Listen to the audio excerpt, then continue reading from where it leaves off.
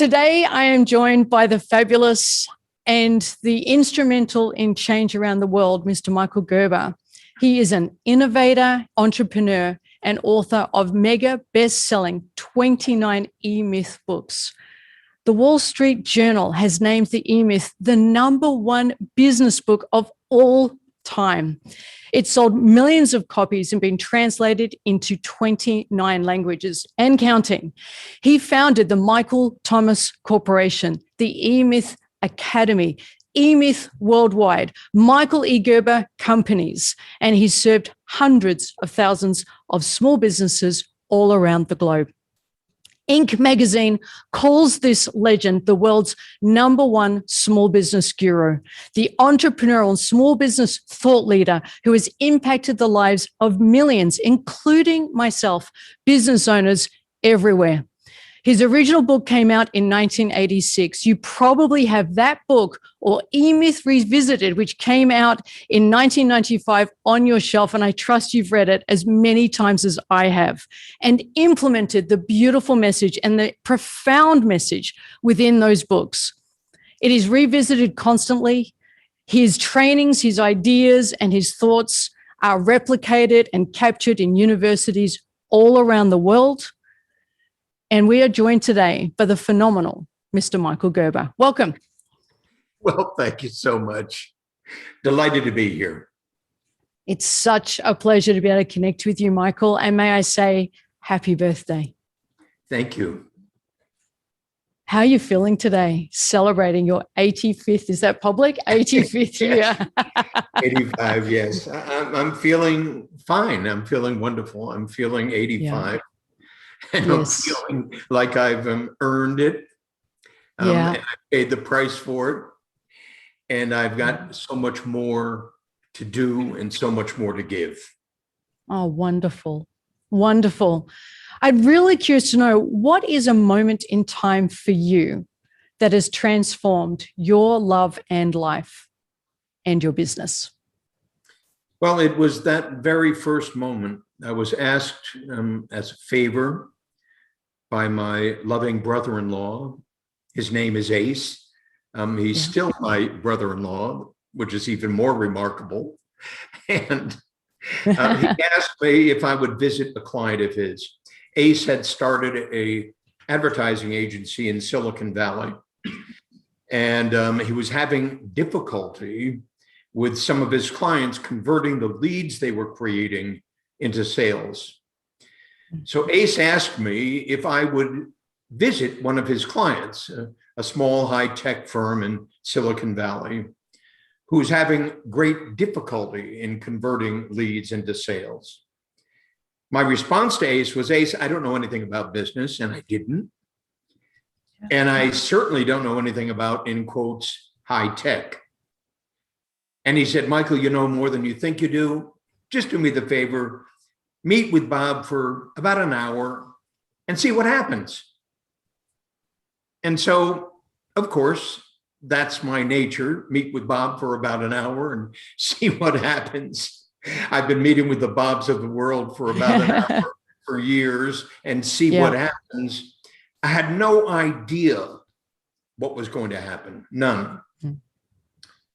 And so when I did meet Bob and Ace said, guys, I'm going to take off for an hour, get to know each other, and I'll be back to pick Michael up. And Bob said to me, so Michael, what do you know about my business? I said exactly what was true. Nothing, Bob. And he looked a little dispirited and he said, well, what do you know about my product? And I said, less than that, Bob. So of course you can understand the question that would come. Well, Michael, if you don't know anything about my business and you don't know anything about my product, how can you help me? And I said, I haven't a clue, Bob. Ace thinks I can. We've got an hour to kill. Let's find out. Yeah. So the only thing left to do was to ask Bob questions. And of course, that was very easy to do because I didn't know anything about his business and didn't know anything about his product. So I began to ask him questions, of course, about his business and about his product. And the more questions I asked, the more it became absolutely apparent to me that all of Bob's answers were anecdotal.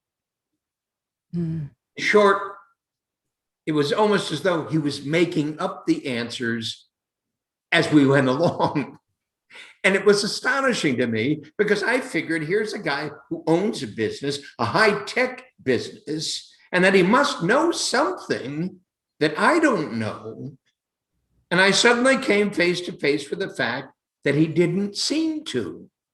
And the more questions I asked, the more it became apparent to me I did know something about business. I knew that selling is a system. And I knew that because I'd learned that in the most improbable way possible, selling encyclopedias door to door.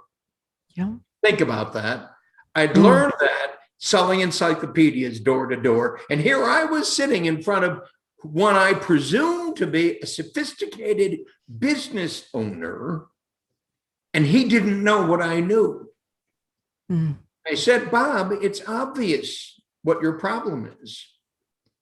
You've hired sales engineers because they had to understand the technology, sales because they had to have sales experience, and every single one of them are making it up as they went along.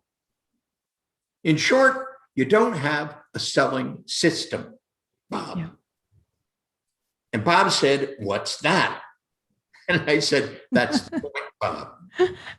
Until you understand what a selling system is, you will never successfully convert the leads that ACE is creating for you into sales. So Bob said to me, so can you create that selling system? Sure, Bob. Just like I said to ACE, okay, ACE, I got an hour to kill. I can ask Bob all the questions I need to ask to find out more about what's missing in Bob's business. And I did, and we did. And ACE picked me up and he said, so what happened, Michael? I said, Bob hired me. And he said, hired you to do what? I said, to create a selling system for him. And ACE said, literally, but Michael, you don't know anything about his business. You don't know anything about his product. How in the world do you expect to do that? And I said, ACE, that's what I told you when you asked me to come over here. And that was the beginning of E-Myth. That was the beginning of my entire life. That was the beginning of every one of those 29 books, of everything I've ever written, everything I've ever done, every business I've ever worked with, any transformation I've ever created happened in that moment when I came face to face with, I didn't know anything about business, but I knew more than he did. And the knowing more than he did was the key. So Sharon, hear me, knowing more than he did was the key, that everything is a system. Because as I began to realize that he didn't have a selling system, he didn't have a management system either, he didn't have a financial system either, he didn't have a marketing system either, he didn't have a system for doing anything. He was depending upon people who had the experience to do what he needed them to do. And that was the worst thing in the world he could have done. And that was illuminating to me. It created a whole new life. That's incredible. How's Bob's business doing? Do we know? That business was doing absolutely spectacularly years upon years upon years upon years ago. You understand, that was way back then in 1975. 1975. Somebody asked me yesterday, Michael, who was that guy? I don't remember that guy. I don't remember that one guy among all the thousands. But hear me, yes, it made all the difference in the world. All Fabulous. The difference in the world. And you took that one idea, that kernel of knowing that you knew differently to them. They knew about in their doing, but you knew how to think about replication. So how does, or what does the E-Myth transformation mean to you today in 2021 Well, from the1975. E-Myth transformation today means exactly what it meant back then in 1975, 76, 77, 78, and on and on and on. It means transformation. It means effectively the one reason the E-Myth has had such a strikingly profound impact upon the people who get it. And that is, it takes them beyond where they are to see it from above. Yeah. You've done that. You know exactly what I'm speaking about. Yeah. And you had to remove yourself from doing it to seeing it being done. And the minute you're able to see it being done as a thing in itself, as an organization of principles, as an organization of actions, as an organization of positions and realities, you suddenly realize going to work on my company is the key. And that's all that E-Myth is all about. And it's been about that for years. And it's created a revolution in business that is rarely ever thought of as being sourced by E-Myth. But in fact, the entire business spectrum that you look at today didn't exist when I started this way back then in 1977. Yeah, and neither did the business consulting businesses the way they are now as well. I go online, Michael, and I can see E-Myth principles yes, coming through, some of them quite blatantly and openly, which is fantastic. And some of them more, I see there's the E-Myth principles overlaid over what you're going to bring this business. That must be an incredible, I don't know, what does that mean to you when you see that? That's the way you've shaped how we think about business. Well, it's had a profound impact upon me, obviously. It's had a profound impact upon me in more ways than we have the time to speak about here. But in another way, it's had a profound realization in me that there's so much more to be done. That in fact, so much more to be done in the transformation of mindset and the way people think. It's a tragedy.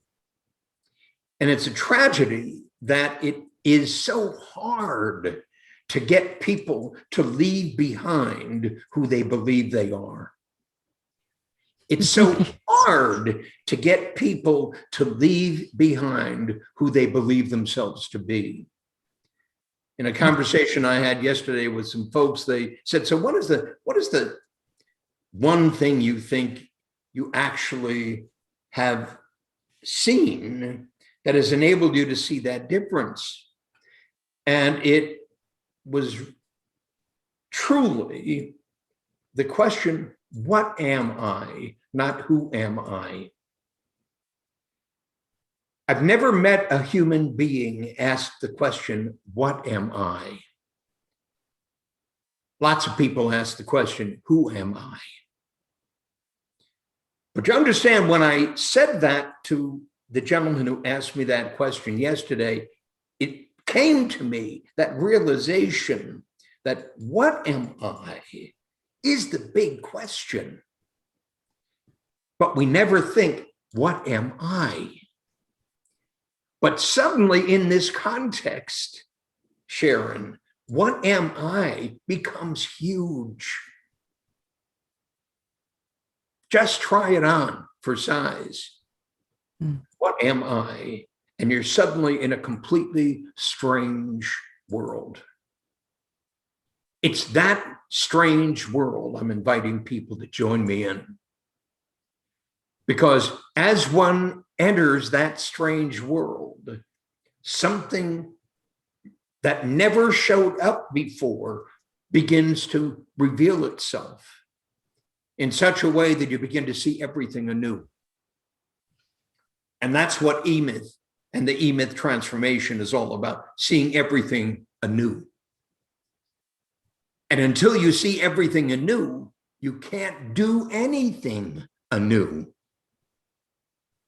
because we do what we see. And until we ask that question, what am I? We never jar ourselves sufficiently to go beyond the habit that we've been born into. So here I am at 85. Yeah. That's the most improbable question under the sun of everybody who's sitting here listening in, and asking them to ask themselves the question they've never asked before, and to be prepared for not really knowing the answer. So let's get the conversation started. I'm sure there are lots of people watching this joining in and wanting to know how to think about what am I. So I'll throw to you, Michael, to lead the way for the audience. What are you? I'm alive. Yeah. I don't know why I'm here. I don't know what was intended by the creation of what I am. But it's the most intriguing question on the planet. Because as I pursue that question, a whole subset of other questions begin to reveal themselves. And suddenly I'm in relationship.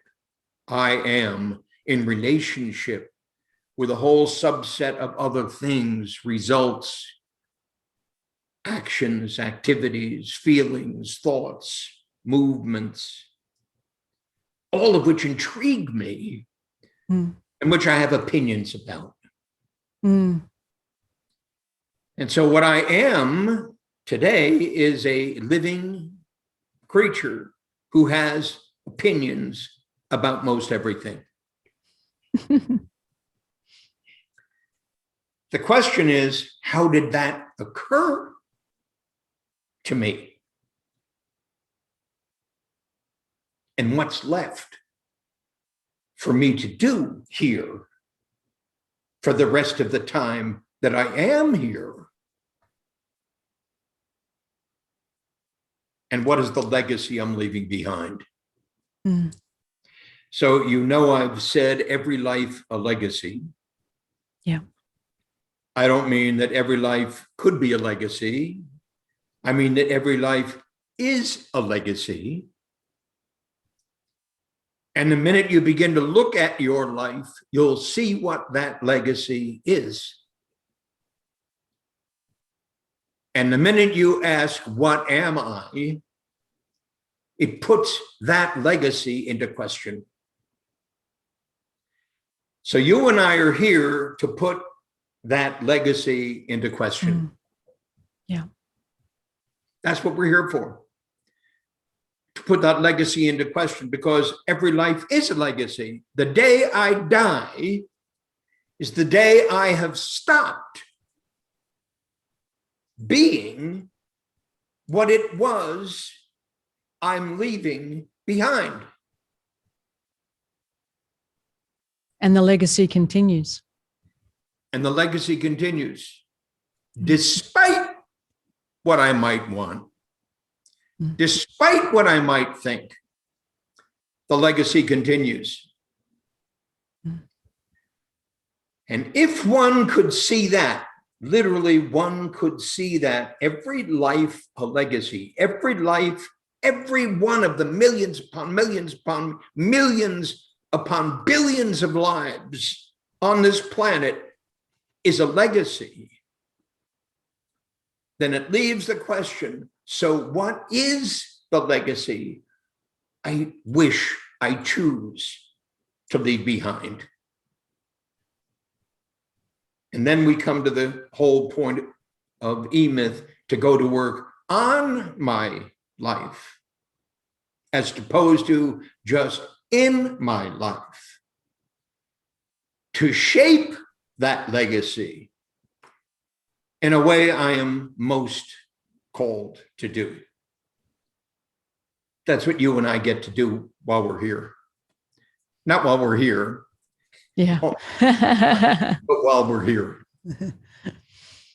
One of the thoughts that comes up for me, Michael, as I hear this is are we prepared to live consciously versus asleep?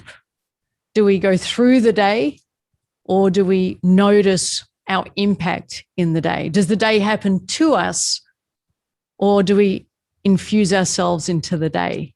There's a different energy the way you speak about it.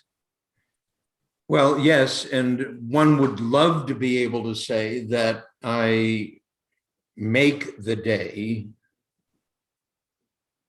to be what I wish the day to become, when in fact, the great truth is there's less of that than I would like to believe. There's less than that than I would wish it to be.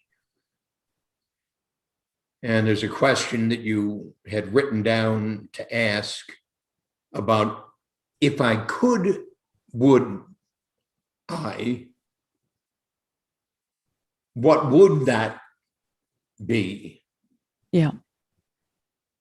And it would be just that I make my day instead of being made by my day in all of the things that one would call out that we're here to do.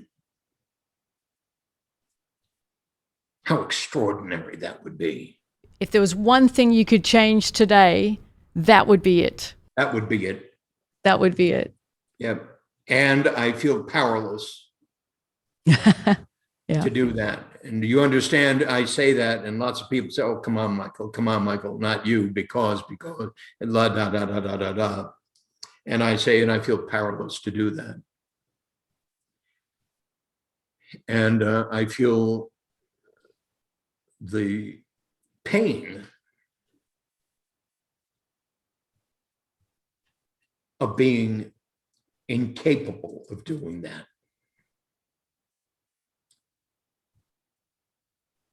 And if there were anything I could bring to the planet, it would be to raise everyone's level of ability to do that. Can you imagine how profound that would be? That would be a legacy time. So how would you describe your legacy? Oh, my legacy is the E-Myth. My legacy is work on it, not in it. My legacy is the system is the solution. My legacy is the eightfold path. My legacy is the dream, the vision, the purpose, the mission, the job, the practice, the business, the enterprise. My legacy is everything that I've created and everything that I haven't. My legacy is, in one sense, truly profound. In another sense, wanting to be so much more capable of moving people forward. And as you look forward in the future, who are you looking to touch in the future and to inspire and to bring along with you? And what is it you're wanting to light up within them? Oh, well, all the kids. Yeah, let's talk about that. Yeah, all the kids. And that's what we are committed to do, Luz Delia and I. Luz Delia, my partner, my wife, CEO of Michael E-Gerber Companies. This profoundly moving woman who is committed to funding the transformation of our children in the ways that we speak about in my books. but in ways that are far larger than the way we speak about my books. It's really interesting when I meet with people, talk to people, people talk to me, people ask me questions, et cetera, and so forth, when they discover that I don't really care about business. I'm really not a business guy. I've never been a business guy. I'm a thinker. I'm a creator. What Walt Disney called an Imagineer. I coincide with the statement, born in the image of God. And if we're born in the image of God, as it said in Torah, then it means we're born to create. And if we're born to create, it means we're born to create a world fit for God. And so of all human beings, we're born in the image of God, and as it's said in the good book, then it means all human beings were born to create. And if all human beings were born in the image of God and were born to create, they were born to create a world fit for God. And so understand that would be the greatest thing one could leave behind, was that core connection to that reality. That if I could leave any legacy behind at all, it would be the legacy of the Creator. That every human being is here to create. And the greatest pain for us then is that we haven't been taught how. So the greatest inadequacy in education is that we haven't been taught how to create. Our children haven't been taught how to create a world fit for God, how to create a world that can effectively do what it was we spoke about earlier, which was enable us to create our day as opposed to being created by our day. Imagine what it would mean if we had the profound capacity to create our day, every one of us, as opposed to being created by our day.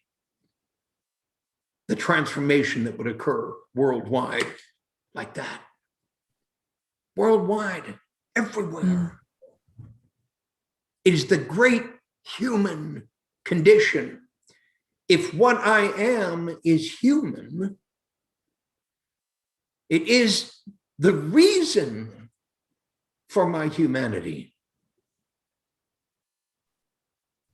And the application of that, our application of that, your application of that, every human being you associate with, their application of that is the gift from God. Wow. Just imagine. Just imagine if we could create our day as opposed to being created by it. All the difference in the world. Yeah. There'd be nothing to have to fight with. We would see everything as a fight for and with us. Yeah. There would be alignment. See the picture, see the picture, see the picture, see the picture. When you think of the great creators in business, because that's the world we live in business, like Steve Jobs, like Walt Disney, and on and on and on and on. When you see the great creators and you see the products they've created, the product, the business, the enterprise they've created, the Disneyland, the Apple, et cetera, et cetera, et cetera, et cetera. You understand, in one sense, it's trivial. On the other sense, it's so profound that if every human being was born in the image of God, if every human being was born to create, if every human being was born to create a world fit for God, every human being would need to be taught from the very beginning what that means, what that looks like, how that feels, how profoundly important that is to every human being on the planet from the day they're born. That's beautiful. So we're inviting every child to know that they are enough, they are worthy, they are loved, and they're acceptable as themselves. Because we can only know our day as well as we know ourselves. Yes. Hmm. And that opens up just a world of questions. Yeah. But you understand, the minute it opens up a world of questions as opposed to a world of answers, Yeah. you suddenly understand what it means to be, in quotes, an entrepreneur. Mm. And by an entrepreneur, in my context, I'm not speaking about an entrepreneur in terms simply of business. I'm talking about an entrepreneur in terms of life. Mm.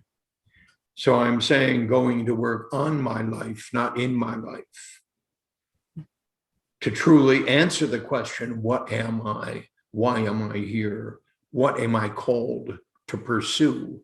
What is my dream? What is my vision? What is my purpose? What is my mission? Why is it so critical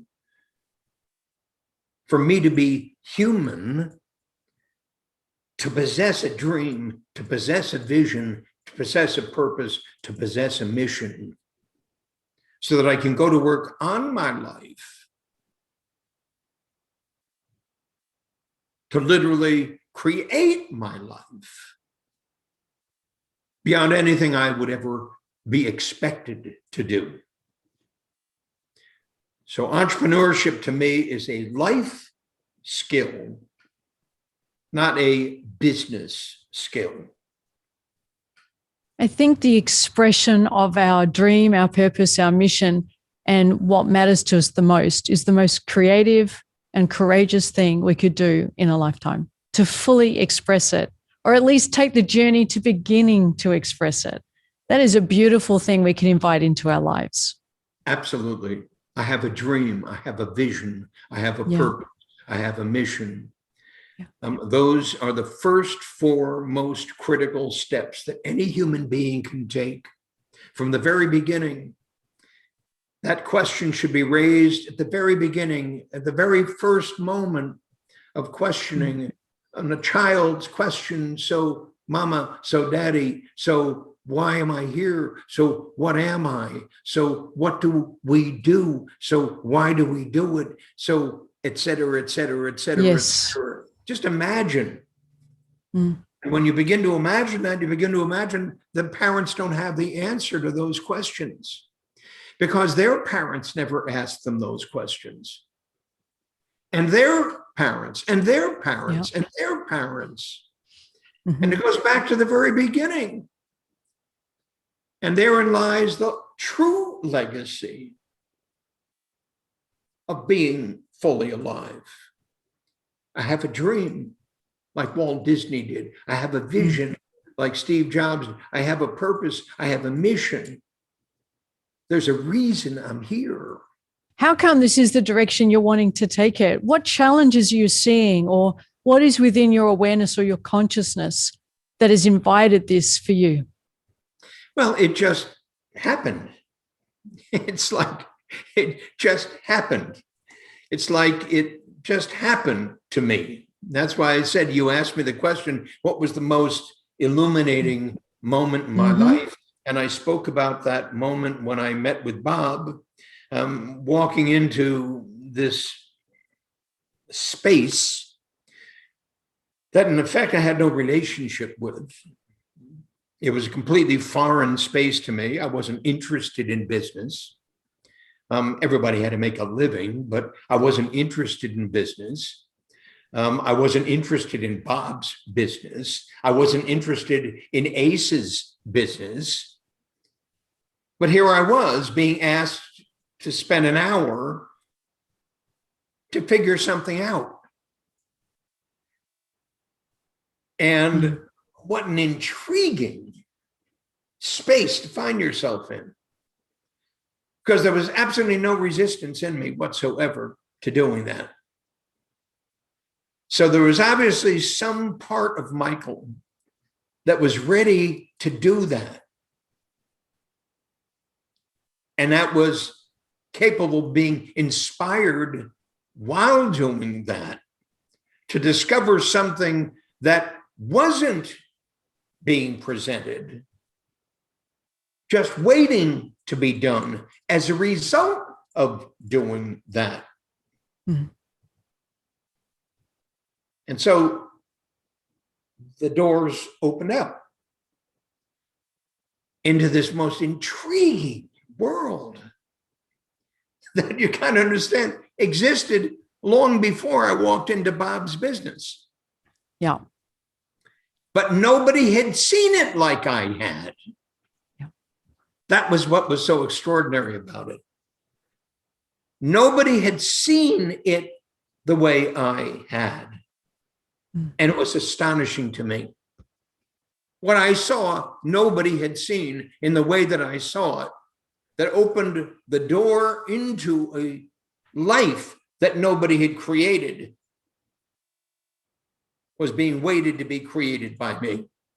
And so for our audience, can you share if there was a transformational moment? Because we're about to talk about the work that's coming, our children, their future, and there's this beautiful world of possibility and creativity and expressiveness coming. Was there you had a transformational moment with Bob back in then?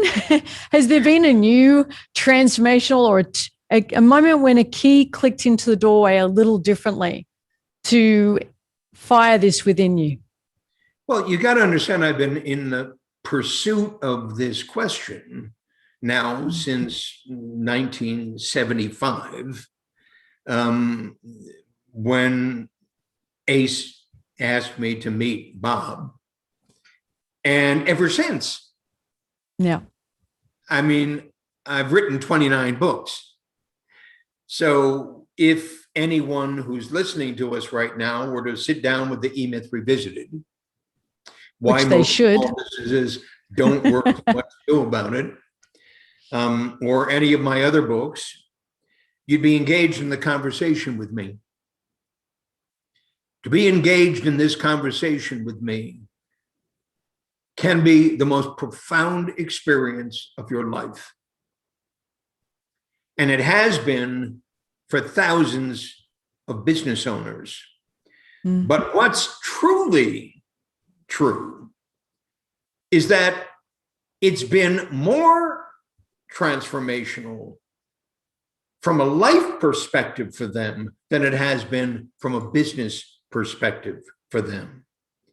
So while it enabled them to see their business through completely different eyes than they'd looked through before, what was more profound is they came into relationship with their lives to a degree they had never done before.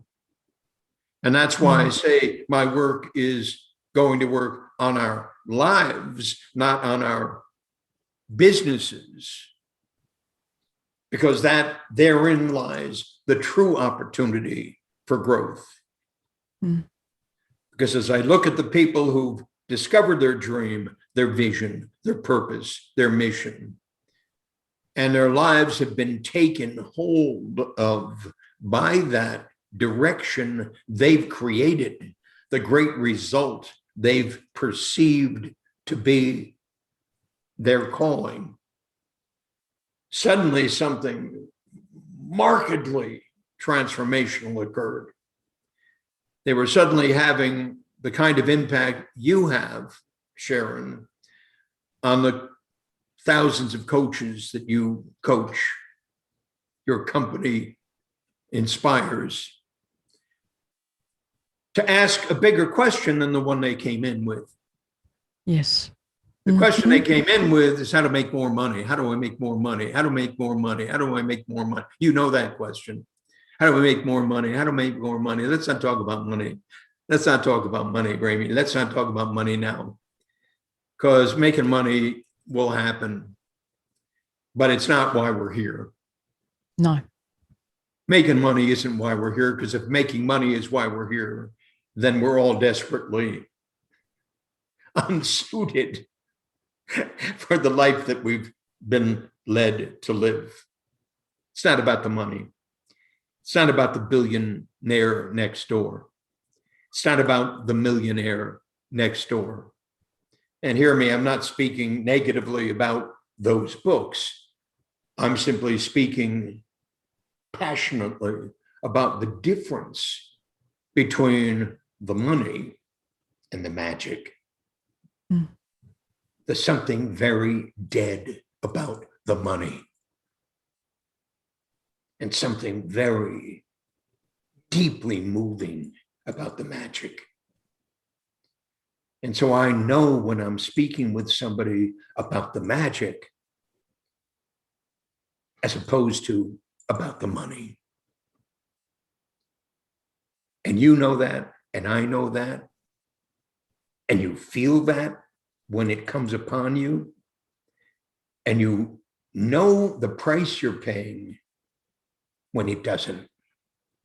The moment we can elevate our thinking into our purpose, the money just is underneath it. In terms of a hierarchy, I see purpose as what will get me going every day. It means I'm expressive and creative, and I'm driven, and I'm open, and I'm curious, and I'm playful. Money is a task. If all I care about is the money, I reduce my life to a task. Have I got enough? Have I got enough? But expressiveness and purpose and creativity, I'll always have enough. And within that frame, the money appears. I create a dream and the money can appear. That's how it works. Yeah, money is a part of our lives. The economics of our lives is important. But if we drive our lives through economics, we have missed the whole point. What we are. We've just missed it. And you know that when you're speaking to somebody about that. Mm. You know that when you're speaking to somebody about that. Mm. And so it's something I continually speak about, which I'm never sure really makes the point, but I ask people who are reading my books or going to read my books or who have read my books to look at the introduction to each chapter in my books. And when you read the introduction, here's chapter 7, the turnkey revolution. And the introduction to that chapter comes from a book called The Turning Point by Fritjof Capra. So here's the step into that chapter.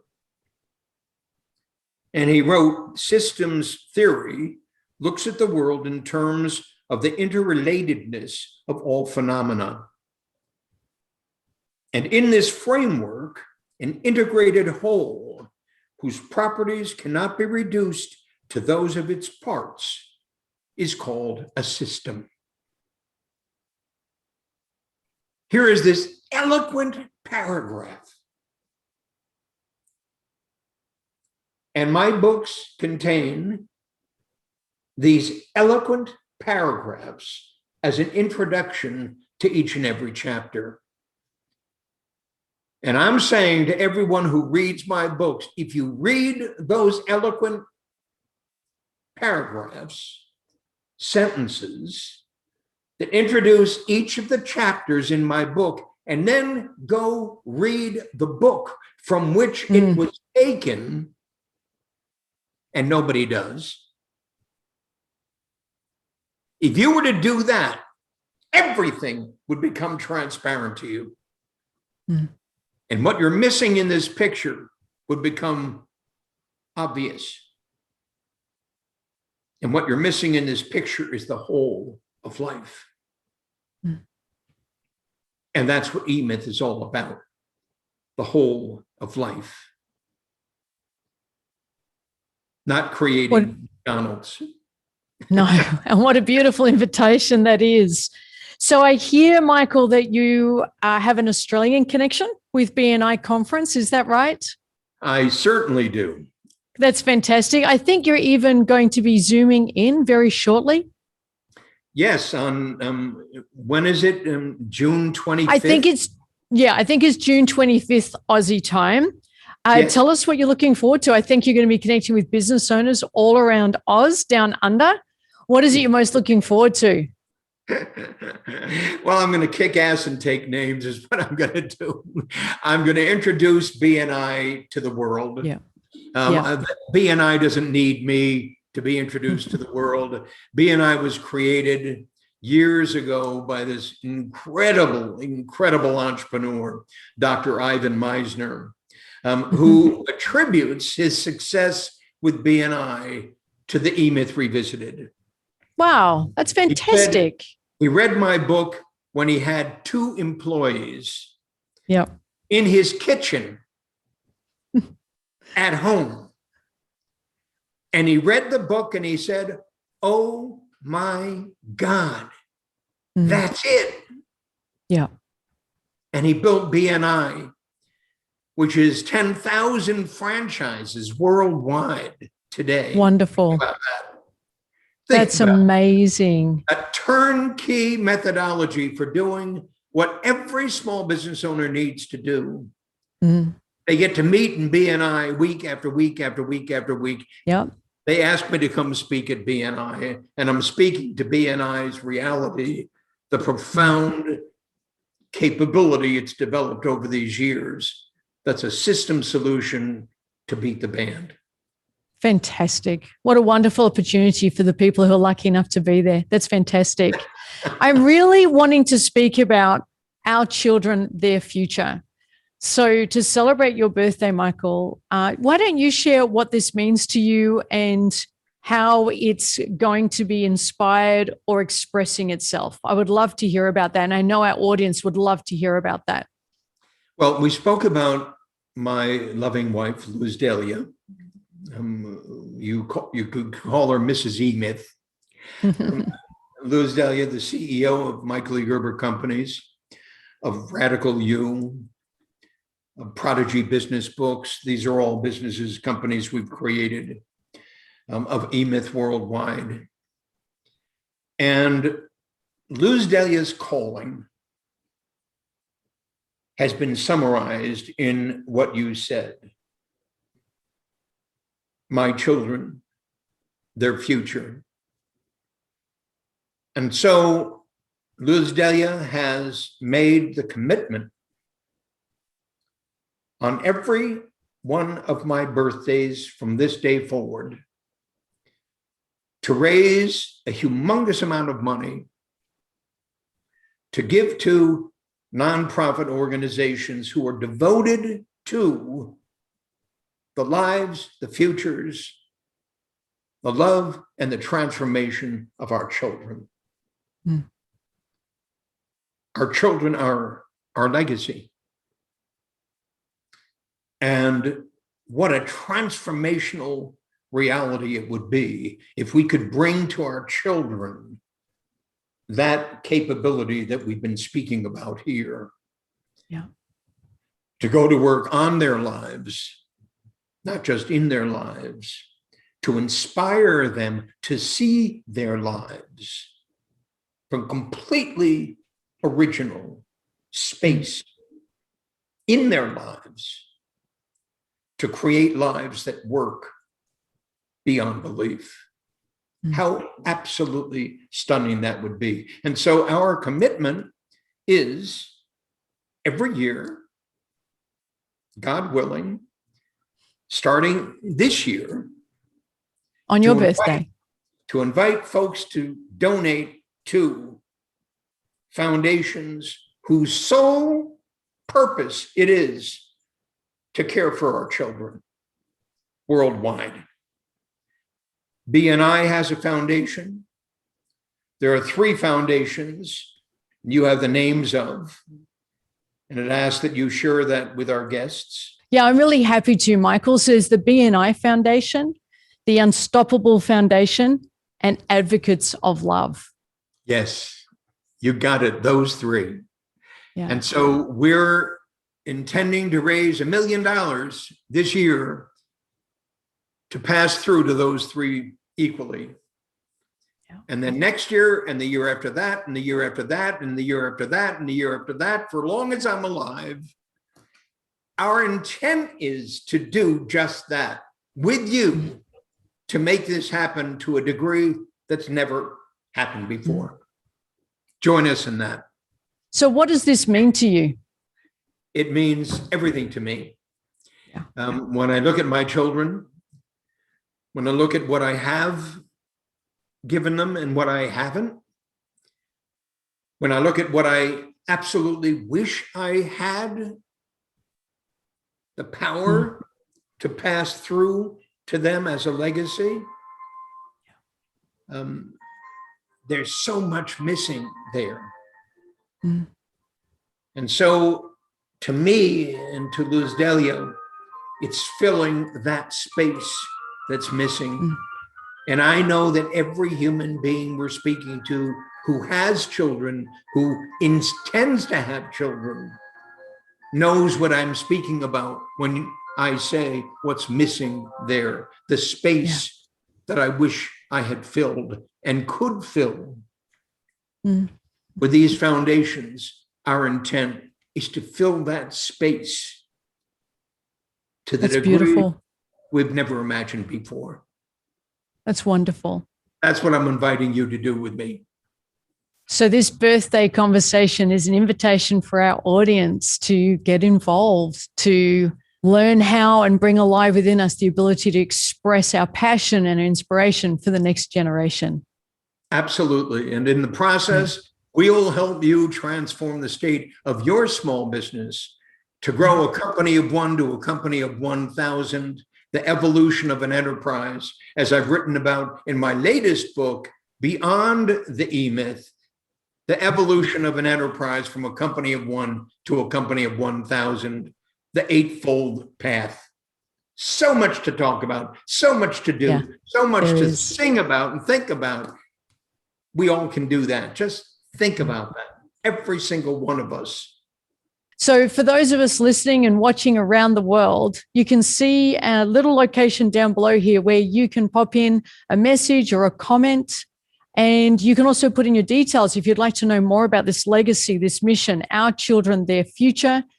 And you can find out more about these beautiful charities and how we can create a legacy for the next generation. Wonderful, wonderful.